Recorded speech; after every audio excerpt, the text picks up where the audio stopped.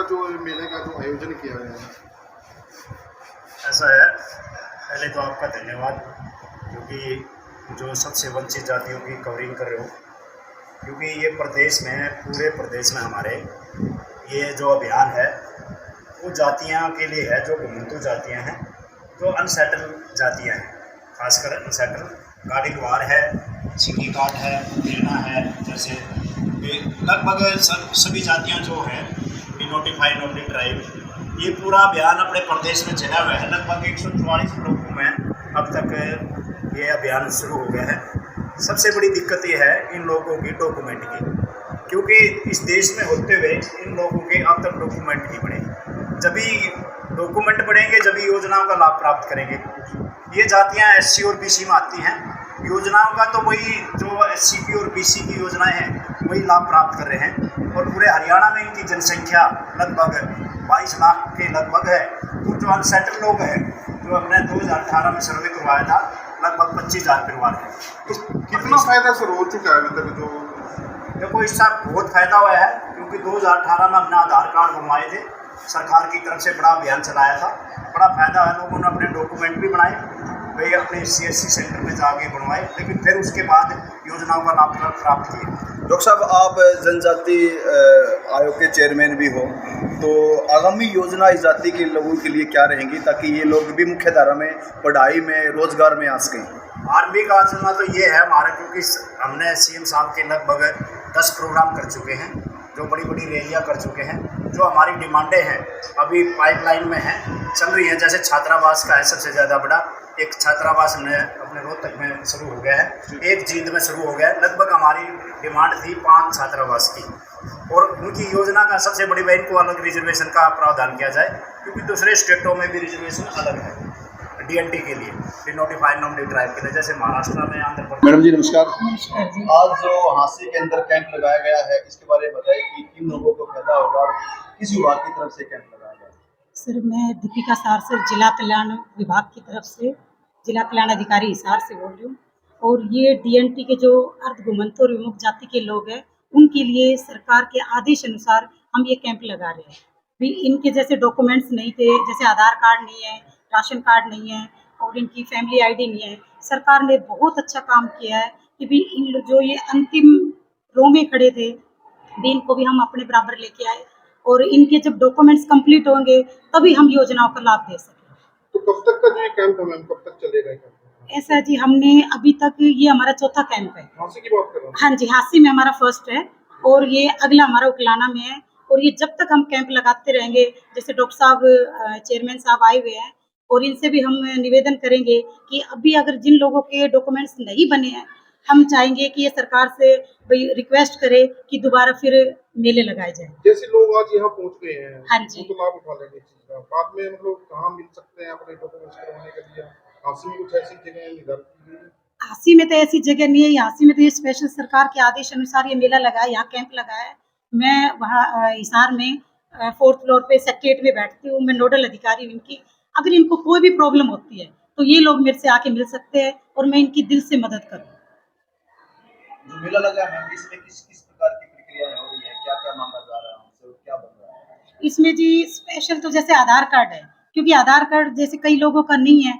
अभी ये चल रहा है कि भी जैसे कोई, मान लो इनका कोई सेल्फ डिक्लेरेशन कोई हो जाए, या कोई जैसे रजिस्ट्रेड ऑफिसर से होके अटेस्ट होके, और उनको कोई ऐसी अथॉरिटी दे दे भी, जैसे फिर उनका बना, मतलब कोई भी डॉक्यूमेंट्स बनाने में दिक्कत ना आए। ये बलवान जी से, मैं इनसे चेयरमैन साहब से कहूँगी कि भाई ये भी सरकार को ये रखे कि भाई इनका मतलब कोई सेल्फ डिक्लेरेशन होगा तभी उनकी मदद कर पाएंगे। क्योंकि अभी हमारे जो प्रशासन अधिकारी और कर्मचारी आए हुए हैं, उनको दिक्कत हो रही है। जैसे आधार कार्ड बनाते हैं तो सॉफ्टवेयर में ऐसी मतलब सॉफ्ट कुछ है भी जो उससे उठा नहीं रहे हैं, वो बना नहीं पा रहे। Thank you. नमस्कार, सर परिचय दे दीजिए। योगी अनूपनाथ, राष्ट्रीय संयोजक नाथ संप्रदाय, और घुमंतु के नाते इस पे रिसर्च वर्क मेरा लगातार चला हुआ है राष्ट्रीय स्वयंसेवक संघ की तरफ से। तो कैसा रिसर्च रहा सर अभी तक? रिसर्च में जैसा कि 1871 में जितनी भी 200 से ज़्यादा जातियाँ, इन के ऊपर एक्ट लगा था, और उसी की भुक्तभोगी ये जातियाँ हैं। क्योंकि इस्लामीकरण देश का हुआ, बाद में अंग्रेजियत हुआ, तो उन सब लोगों के खिलाफ, मायने विदेशी लोगों के खिलाफ ये वो आक्रांता लोग हैं जो आज भी अपनी पहचान को मोहताज है। और इस तरह के कैंप में, क्योंकि आज़ादी का हम फिर से जो है एक अमृतोत्सव मना रहे हैं, उसके बावजूद इन लोगों को अपनी पहचान नहीं, आप बांग्लादेशियों को और रोहिंग्याज को, पता नहीं कितने कितने लोगों को आपने इस देश का वासी बना दिया है। लेकिन जो दो इस देश के लिए लड़े, जिन्होंने अपना खून पसीना बहाया, जिन्होंने अपनी बेटी नहीं दी विदेशियों को, जिन्होंने अपनी चोटी नहीं दी विदेशियों को, वो परिचय के मोहताज हो गए हैं। और ऐसे समय में डॉक्टर बलवान जी और जैसे दीपिका बहन ने बताया, ये बहुत ही एक भागीरथ कार्य है।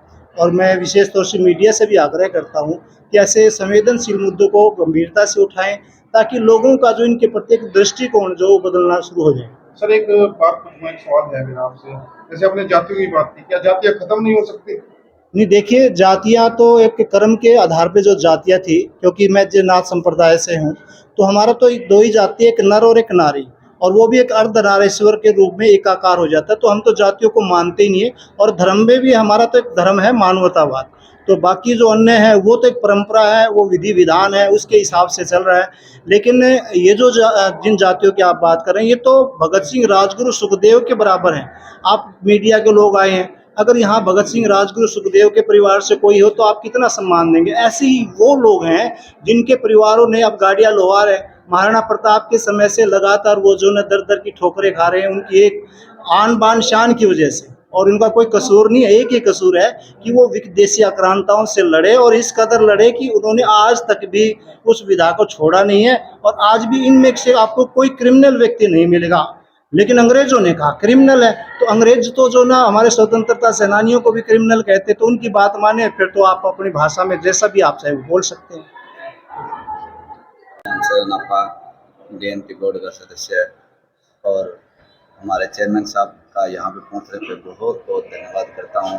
बाकी अधिकतर बातें चेयरमैन साहब ने सारी हमारे बोर्ड की बताई थी, और भी चेयरमैन साहब से मैं हाथ जोड़कर रिक्वेस्ट करूँगा, इन जातियों के लिए जितना भी हो सके सरकार के आगे इन जातियों की आवाज़ उठा के इनका समस्या का समाधान चेयरमैन साहब और हम सभी मैडम जी मिल के हम इनका समाधान कराने का पूरा प्रयास करें। Thank you. सबसे पहले मैं आप सभी का बहुत बहुत धन्यवाद करता हूं, और अनुरोध करता हूं कि आप भी आगे प्रचार करें, क्योंकि ये जो लोग हैं, विशेषकर इन जातियों में पढ़े लिखे लोग नहीं है, और शिक्षा के अभाव में आज तक ये अपने डॉक्यूमेंट से वंचित है। तो अब जो हमारे कैंप लग रहे हैं, इसी तरह के कैंप 2018 में भी लगे थे, तो सरकार ने हमें एक परफॉर्मा दिया था, सेल्फ डिक्लेरेशन जिसको बोलते हैं। तो उसमें हमारे जो घुमंतू बोर्ड के मेंबर थे, उनकी स्पेशल ड्यूटी थी कि अगर घुमंतू बोर्ड के मेंबर ने या किसी MC ने परफॉर्मे पे साइन कर दिया तो उसका आधार कार्ड बन रहा था। इसी प्रकार अब की बार भी हमने अनुरोध किया सरकार से, तो इलेक्शन विभाग ने हमारी बात मान ली है।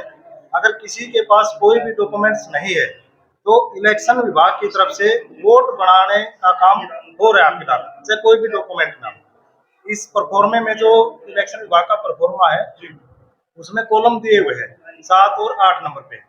उसमें एक लाइन है, अगर आपके पास आधार कार्ड नहीं है, फैमिली ID नहीं है, कोई भी डॉक्यूमेंट नहीं है, तो हम एक खुद की तरफ से एक सेल्फ डिक्लेरेशन का फॉर्म बनवा रखा है। उसके परफॉर्मे भी हमने तैयार करवा रखे।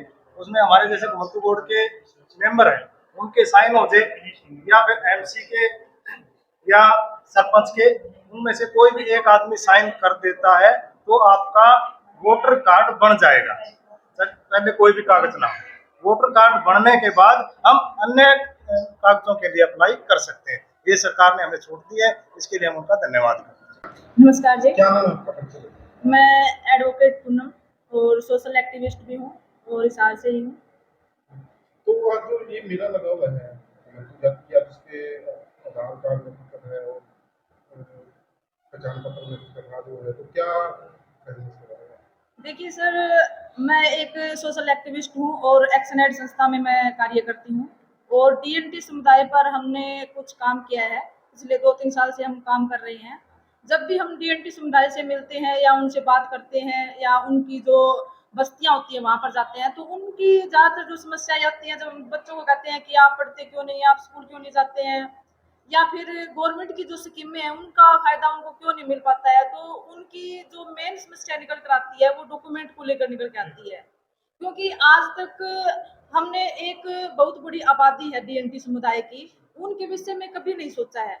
आज भी उनके जो बेसिक डॉक्यूमेंट होने चाहिए, आधार कार्ड, वोटर कार्ड या फैमिली आईडी, इस तरह के जो डॉक्यूमेंट है वो उनके प्रॉपर तरीके से नहीं बने हुए हैं। और उनके आधार पर वैसे तो देखिए फंडामेंटल राइट है बच्चों का एडमिशन करना, लेकिन फिर भी स्कूलों के अंदर जाते हैं बच्चे तो उनसे डॉक्यूमेंट मांगे जाते हैं और डॉक्यूमेंट के अभाव में उनका एडमिशन रद्द कर दिया जाता है। और फिर उनसे तरह तरह के, आज भी अगर समाज कल्याण विभाग की तरफ से कैंप लगाया गया है, पहले बरवाड़ा में कैंप लगा था, हांसी अगरवा, मैं ये एक अच्छी मुहिम मानती हूँ कि चलो जो सामाजिक सोशल, ये अपना समाज कल्याण विभाग है, ये कोशिश कर रहा है, एक पहल कर रहा है कि जो वंचित समुदाय है उनके डॉक्यूमेंट पूरे हो सके। लेकिन इनमें भी कुछ कमियां आ रही हैं। जैसे अगर हम आधार कार्ड बनवा रहे हैं तो उनमें जन्म प्रमाण पत्र मांग रहे हैं। अब ये बताइए कि ये घुमंतु जातियां हैं, आज ये यहाँ है तो 2 साल बाद पता नहीं ये कहाँ पर होंगी। अब ऐसी स्थिति में उनके जन्म का प्रमाण कैसे मिल सकता है? और ना इनको इतनी सुख सुविधाएं मिल पाती कि इनका जन्म हॉस्पिटल में हो तो वहां से हम आसानी से उनकी जन्म पत्र निकलवा सकते हैं। इनके तो पता नहीं कहाँ सड़क पर चलते चलते बच्चे का जन्म हो जाए। तो ऐसी स्थिति में उनके पास जन्म का सबसे बड़ी समस्या यही है। बिल्कुल यही है कि जन्म का प्रमाण पत्र उनको कैसे मिलेगा। आधार कार्ड के लिए इन्होंने 2 कंपल्सरी अलग रखे हैं कि या तो 18 साल से पहले का है कोई जिसका आधार कार्ड बनवाना है तो उसके बर्थ का प्रूफ होना चाहिए, अगर 18 साल के बाद का है तो वोटर कार्ड होना चाहिए। अब वोटर कार्ड तब बनेगा जब आधार कार्ड होगा। तो ये जो बहुत बड़ा इश्यू आ रहा है, इस पर सरकार को काम करना चाहिए, तभी इनको हम वास्तव में इनके जो डॉक्यूमेंट को लेकर समस्या है उसको पूरा कर सकते हैं। आपके पास भी कोई आइडिया है जिस तरह का इनके ऊपर ऐसे काम हो सके, सरकार को कुछ सुझाव देना चाहें आप? बिल्कुल सर, सुझाव तो यही है कि आधार कार्ड का जो प्रोसेस है वो बिल्कुल सरल होना चाहिए। इसमें बर्थ का इन्होंने 10th का मांग रखा है, जबकि अगर कहीं कोई 2, 4 या 5 कक्षा तक पढ़ा है वहां से स्कूल से निकलवा कर दे सकते हैं, लेकिन उसको भी वैलिड नहीं बता रहे हैं कि ओरिजिनल प्रूफ होना चाहिए बर्थ का। तो उसका एक सरल प्रोसेस होना चाहिए। मैं तो कहूंगी आधार कार्ड सभी के बना देना चाहिए, एक बार जितने भी डीएनटी समुदाय हैं उनको आधार कार्ड से जोड़ देना चाहिए। आगे फिर देखेंगे कैसे क्या प्रोसेस चलता है। अगर आधार कार्ड बन जाएगा तो उनका वोटर कार्ड भी बन जाएगा, वोटर कार्ड बनेगा तो उनकी फैमिली आईडी भी बन जाएगी। इसी तरह जो काफी सालों से जहाँ स्थायी निवास रह रहे हैं उनके तो बिल्कुल ही होने चाहिए, क्योंकि जिनको पता है सरकार को इतने सालों से, जैसे हमारे आर्यनगर